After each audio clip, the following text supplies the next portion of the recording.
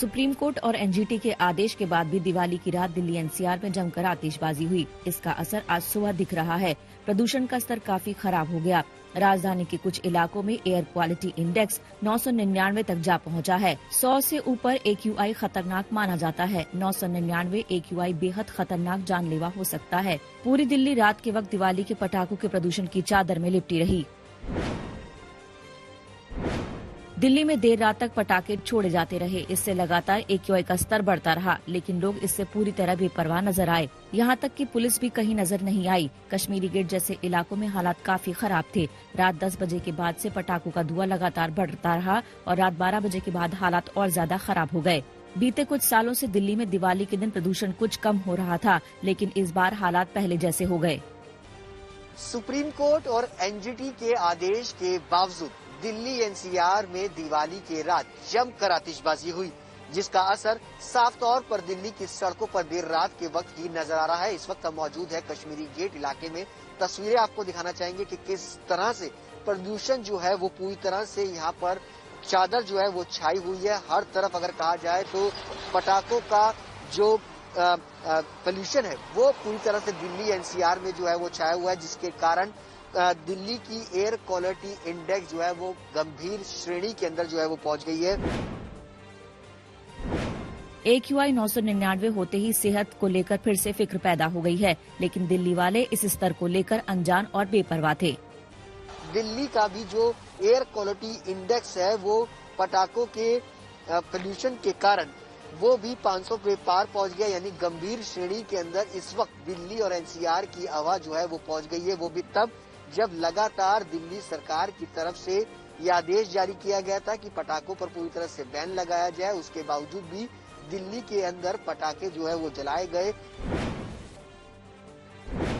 दिल्ली में एक तरफ प्रदूषण बढ़ रहा था तो दूसरी तरफ नॉर्थ दिल्ली के मेयर जयप्रकाश हॉटस्पॉट एरिया में फॉगिंग कराते नजर आए ताकि बढ़े हुए प्रदूषण को कम किया जा सके। उन्होंने दिल्ली में बड़े प्रदूषण के लिए दिल्ली सरकार पर सीधा ठीकरा फोड़ा। उन्होंने कहा कि दिल्ली सरकार ने प्रदूषण को रोकने के इंतजाम नहीं किए, जिससे प्रदूषण बढ़ गया। दिल्ली सरकार सो रही है, लेकिन स्थिति को नियंत्रण में लाने के लिए, क्योंकि जब सुबह शहर जगेगा और उनको प्रदूषित हवा मिलेगी तो लोग बीमार हो सकते हैं, तो नगर निगम होने के नाते हम सारी रात इस प्रकार की स्कीम चला रहे हैं, एक अभियान चला रहे हैं और जो जो हॉटस्पॉट एरिया है वहाँ पे फॉगिंग, यहाँ पे ये छिड़काव करा रहे हैं। दिल्ली का कोई भी इलाका प्रदूषण से अछूता नहीं रहा। पांडव नगर और नेहरू प्लेस जैसे इलाकों में प्रदूषण काफी ज्यादा था। यहाँ तक कि कुछ दूर तक देखना मुश्किल था। लोग पटाखे छोड़ते नजर आए।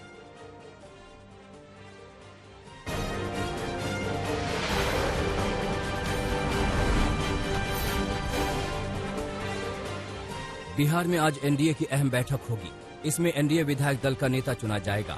इससे पहले नीतीश कुमार के घर पर एनडीए की बैठक हुई थी, लेकिन इसमें फैसला दिवाली बाद यानी आज तक के लिए टाल दिया गया था। नीतीश के घर पर हुई बैठक में मौजूदा विधानसभा भंग करने पर मुहर लगाई गई थी। इसके बाद मुख्यमंत्री ने राज्यपाल से नई सरकार के गठन पर मुलाकात की थी। हालांकि माना जा रहा है कि नीतीश के नाम पर ही मुहर लगेगी, क्योंकि खुद पीएम नरेंद्र मोदी उनके नाम पर मुहर लगा चुके हैं। जीत के बाद बीजेपी हेडक्वार्टर पर जश्न के दौरान उन्होंने कहा था कि नीतीश कुमार के नेतृत्व में ही संकल्प को सिद्ध करेंगे। इसके चलते माना जा रहा है कि इस बार भी नीतीश कुमार के नाम पर ही मुहर लग सकती है। फिलहाल हर किसी की नजर एनडीए की बैठक पर टिकी है। हम सभी भाजपा के कार्यकर्ता नीतीश जी के नेतृत्व में, एनडीए के कार्यकर्ता हर बिहारवासी के साथ इस संकल्प को सिद्ध करने में कोई कसर बाकी नहीं रखेंगे। इससे पहले नीतीश कुमार ने गुरुवार को जेडीयू के जीते हुए विधायकों और पार्टी नेताओं के साथ बैठक की थी।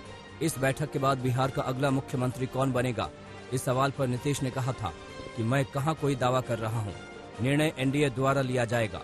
हमारा अभियान पूरे एनडीए के लिए था, लेकिन प्रत्याशी नहीं होने के बावजूद ढूंढ कर सिर्फ हमारी ही सीटों पर उम्मीदवार खड़े कर नुकसान पहुंचाया गया। उन्होंने कहा कि ये भाजपा को देखना है। हालांकि ये भी कहा कि एक एक सीटों पर विश्लेषण किया जा रहा है। बिहार में 243 सीटों पर हुए चुनाव में एनडीए ने 125 सीटें हासिल कर पूर्ण बहुमत प्राप्त किया है। विपक्षी महागठबंधन को इस चुनाव में 110 सीटें हासिल हुई हैं।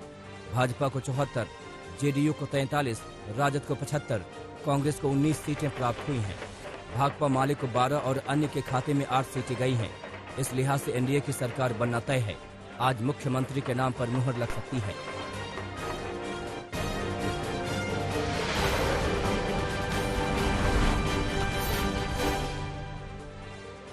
दिल्ली में एक बार फिर कोरोना का विस्फोट हुआ है।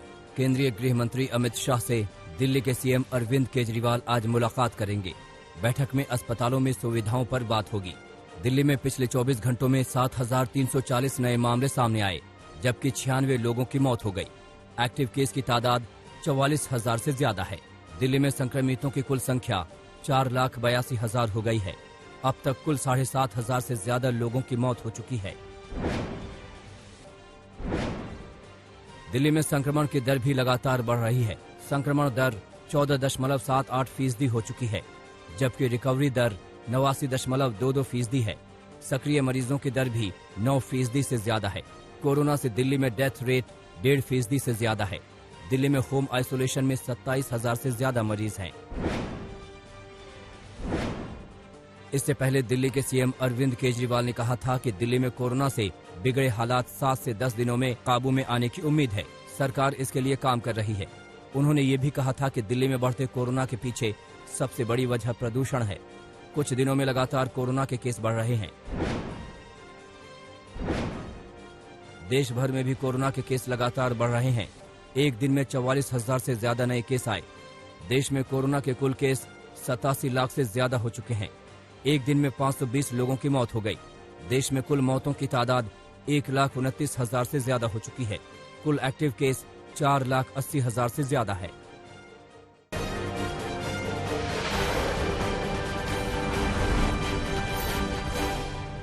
महाराष्ट्र में कल से सारे धार्मिक स्थल खुल जाएंगे। सरकार ने इसकी इजाजत दे दी। दर्शनार्थियों को कड़ी गाइडलाइंस का पालन करना होगा। दिवाली के दिन ही उद्धव सरकार ने ये बड़ा फैसला किया।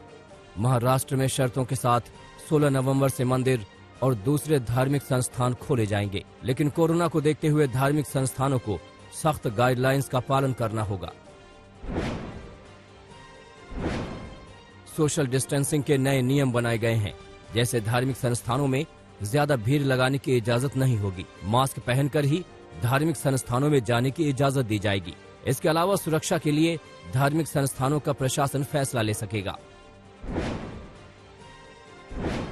पूरे देश में छोटे बड़े मंदिर खुल चुके हैं, लेकिन महाराष्ट्र में अब तक बंद हैं। इस पर सियासत भी होने लगी थी। 13 अक्टूबर को बीजेपी ने उद्धव सरकार के खिलाफ मंदिर आंदोलन भी चला दिया। बीजेपी का ये आंदोलन शिवसेना को परेशान कर गया, क्योंकि ये सिर्फ मंदिर खोलने की बात नहीं थी, बल्कि शिवसेना के हिंदुत्ववादी पार्टी होने के अस्तित्व पर राजनैतिक चोट भी थी। राज्यपाल भगत सिंह कोश्यारी ने भी मुख्यमंत्री उद्धव ठाकरे पर सेकुलर होने का कटाक्ष कर दिया था। इस पर राज्यपाल से सरकार की जुबानी जंग भी हुई थी। अब उद्धव सरकार ने मंदिर खोलने का फैसला ले लिया है। अब बीजेपी फिर कटाक्ष कर रही है। सरकार से गुहार लगा रहे थे, हाथ में घंटा बजा बजा करके सरकार को कह रहे थे कि लोगों की श्रद्धा को, आस्था को, भाव को समझो, नियमों के तहत मंदिर खोलो। पर ये अहंकारी, अंधी और बहरी सरकार उसे सुन नहीं पाई। जब पूरे देश भर में इस महाराष्ट्र की सरकार की छीतू होने लग गई, महाराष्ट्र में लोगों का जनाक्रोश बढ़ गया, तो उस दबाव के कारण ये सरकार डर गई। सरकार को अंतिमतः मंदिर खोलने का फैसला करना पड़ा।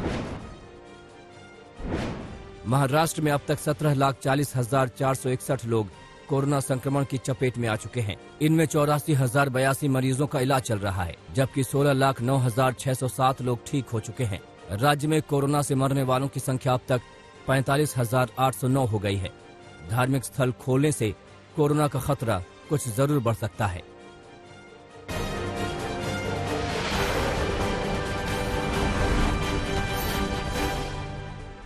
महाराष्ट्र में धार्मिक स्थल कल से खुल रहे हैं। सबसे ज्यादा रौनक जिन धार्मिक स्थलों पर दोबारा दिखेगी, उनमें सिद्धि विनायक मंदिर भी है। जैसे ही महाराष्ट्र में मंदिर खोलने का ऐलान हुआ, सिद्धि विनायक और शिरडी साईं बाबा के भक्तों में खुशी की लहर सी आ गई। मुंबई का सिद्धि विनायक मंदिर सेलिब्रिटीज की आस्था का केंद्र भी है।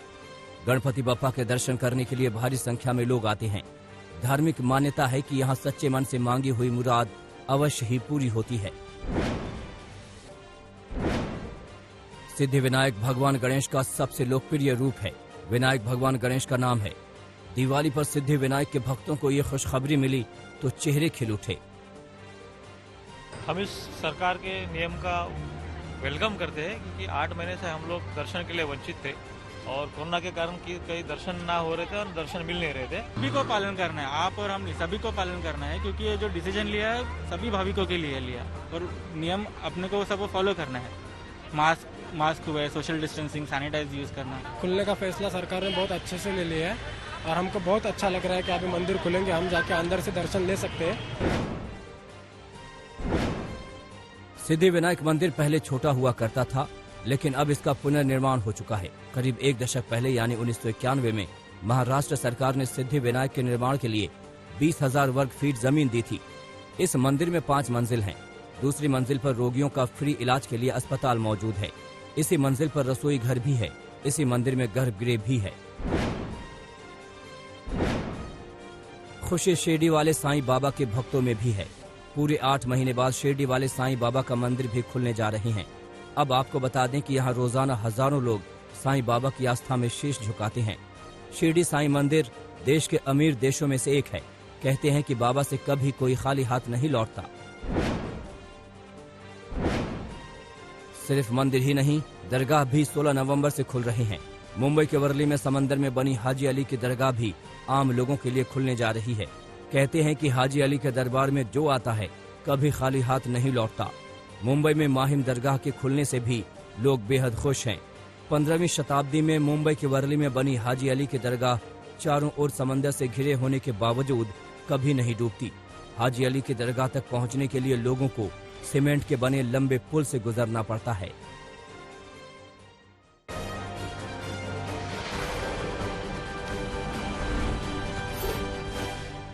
दिवाली पर पीएम मोदी एक नए अंदाज में दिखे। वो उन जाबाजों के बीच पहुंचे जो सरहद पर हमारी सुरक्षा में मुस्तैद रहते हैं। प्रधानमंत्री नरेंद्र मोदी की भाव भंगिमाएं और उनके अंदाज ने जवानों का जोश हाई किया। देश के मुखिया की भाव भंगिमाएं बता रही थी कि देश के प्रहरियों के प्रति उनका प्रेम कितना बड़ा है। पीएम मोदी की बॉर्डर की तस्वीरों में नए भारत का जोश और जज्बा दिखने लगा। पीएम मोदी जिस टैंक पर सवार हुए उसने कुछ दूरी तय की। टैंकर पर सवार मोदी के चेहरे पर गजब का आत्मविश्वास था। दुश्मन को मुंहतोड़ जवाब देने का अटल इरादा दिख रहा था। इसी का असर है कि आज दुश्मन भी ये एहसास है कि भारत के जाबाजों की कोई बराबरी नहीं है।